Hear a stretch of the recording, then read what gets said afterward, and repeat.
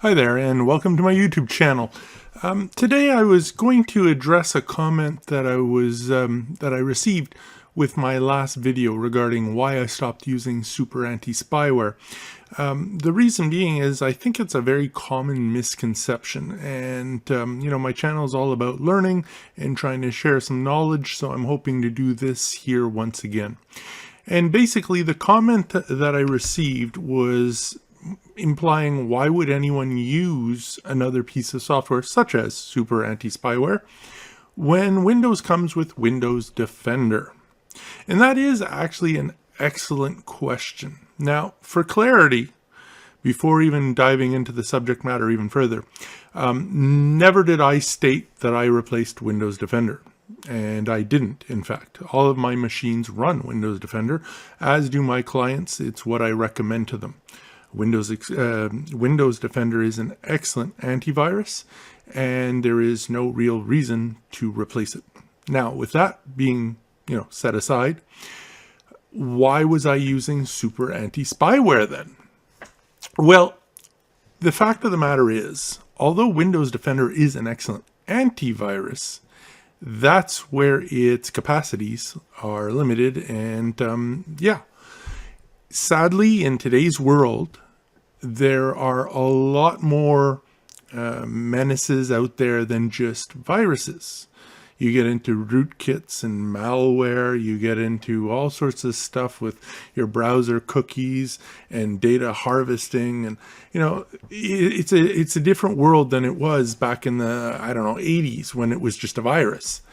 And because of that, you now need to have a multifaceted approach to your internet security, your computer security. Windows Defender is an excellent step forward, but it has glaring deficiencies. It does not protect you against everything, specifically malware, amongst other things. And that is why it's important to have other tools in your toolbox to address these holes in your security. Now, I use super anti-spyware as a punctual tool. It wasn't something that I had running on my systems in real time, never have, never will. It was a punctual tool that I would load and use to perform certain scans because it scans and manages to locate and address problems that Windows Defender simply does not. And I use a series of different tools depending on scenarios and what I'm trying to do that. So super anti-spyware was just one of a couple. And just to mention a few, I have a page on my blog where it's more of a memory aid for myself in reality and to have quick links. But I list here some of the tools I've used in the past to help clean up computers for my clients or family and friends.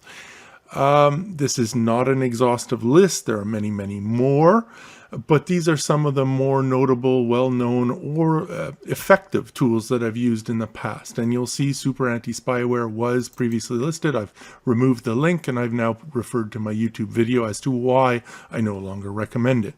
But other tools that I will use include, Rkill, Rogue Killer, Malware Bytes, obviously, Spyware Blaster, custom host files.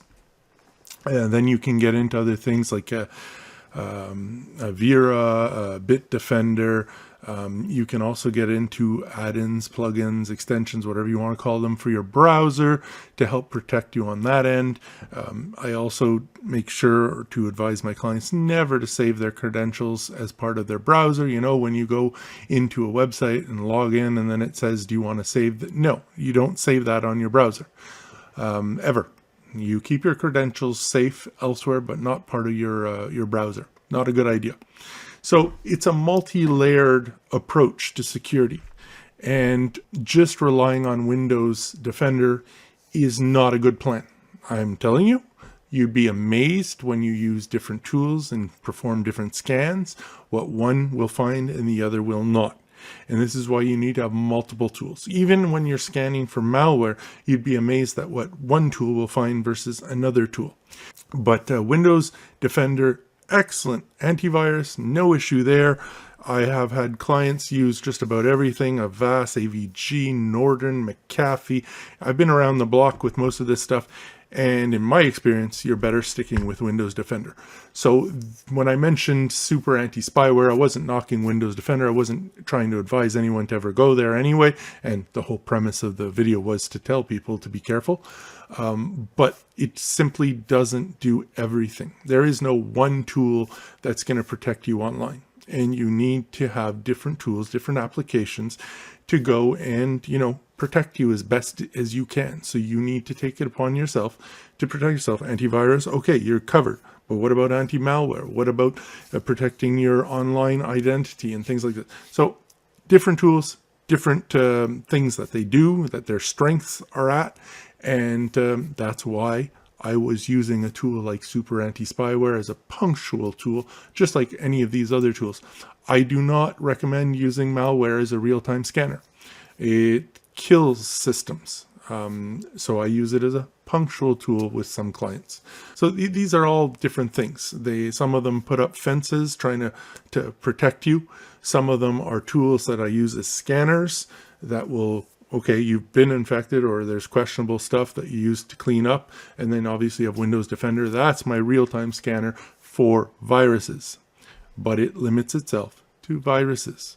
And as always, with pretty much anything, one of your best lines of defense is always going to be backups, whether it be just file backups or doing images of your entire system. But having those backups, if you get hit really bad, whether it be ransomware or virus or malware, sometimes the easiest thing is a fresh install of Windows, even if it's a fresh hard drive. It can save you hours and hours and hours sometimes just to do a fresh install and then just do a restore of a backup. If you are looking for information to try to understand a little bit more about antivirus, anti-malware, all this different stuff, or you've been infected looking for help, one of the best websites you can go to learn about all this stuff and also get reputable tools that you can use is Bleeping Computers, okay? Once again, you got to be careful where you go to get your information and who you believe. And that's also why I'm not going out there and preaching, oh, buy Malwarebytes. That's not what I'm saying. These are tools I've used, but you need to go out there, become informed, and make your own decisions what tools you want to use. Okay, enough said. Have a great day, and we will see you in the next video, and stay safe out there, guys.